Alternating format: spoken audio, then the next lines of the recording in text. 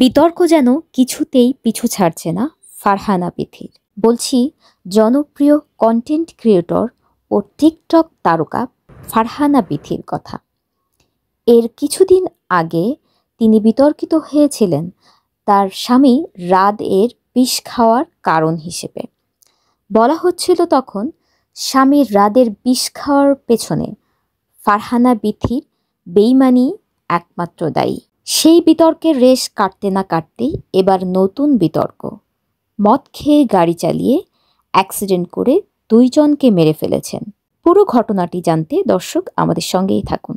এই তো সেদিনের ঘটনা। ফারহানা বিথি গভীর রাতে তার শখের গাড়িটি নিয়ে বের হয়েছিলেন। গাড়িটি তিনি নিজেই ড্রাইভ করছিলেন।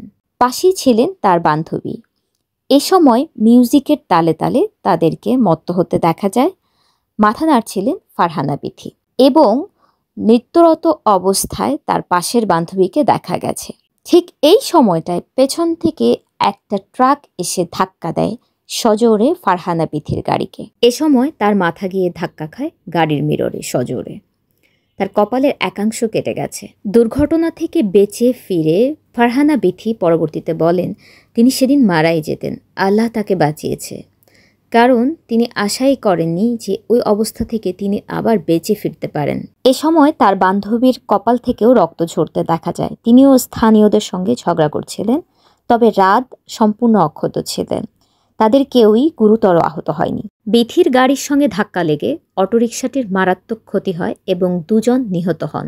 পরে অটোরিকশা চালকের কথায় আশেপাশের লোকজন জড়ো হয়ে যায় এবং তারা ভিডিও করতে থাকে।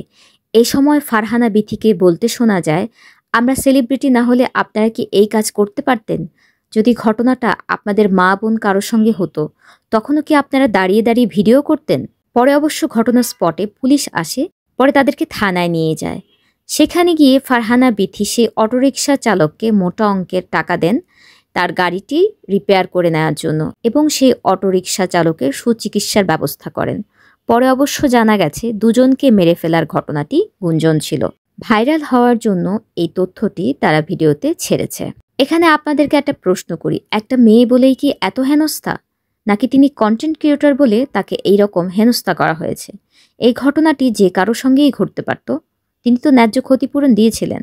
এর আগে ফারহানা বিথির সঙ্গে তার স্বামীর তুমুল বাকবিতণ্ডা হয়। সেই ঘটনার রেশ এখনও ফারহানা বিথি ভোলেননি। তখন তার সৎ শাশুড়ির জন্মদিন পালন উপলক্ষে রাদের সঙ্গে ফারহানা বিথির তুমুল ঝগড়া হয়েছিল। তখন রাদকে বলতে শোনা যায় বিথি নামে কাউকে তিনি চেনেন না। বিথি নামের কোনো মেয়ের অস্তিত্ব তার জীবনে নেই। এখন থেকে তিনি একা। ফেসবুক স্টোরিতেও তিনি বলেছেন, সবাইকে ছাড়া চলার চেষ্টা করব, মেডিকেল আমার জন্য একা। দর্শক, এ থেকে কি বোঝা যায়? অর্থই সকল সুখের মূল। এই ব্যাপারটা সবসময় সত্যি নয়।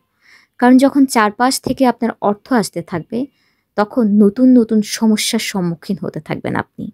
এটা অবশ্যই আপনার জন্য রবের তরফ থেকে পরীক্ষা। অর্থ না থাকাটা একদিকে যেমন আশীর্বাদ, অর্থ থাকাটাও তেমনি আশীর্বাদ। কিন্তু আমাদেরকে জানতে হবে কোথায় গিয়ে থামতে হবে।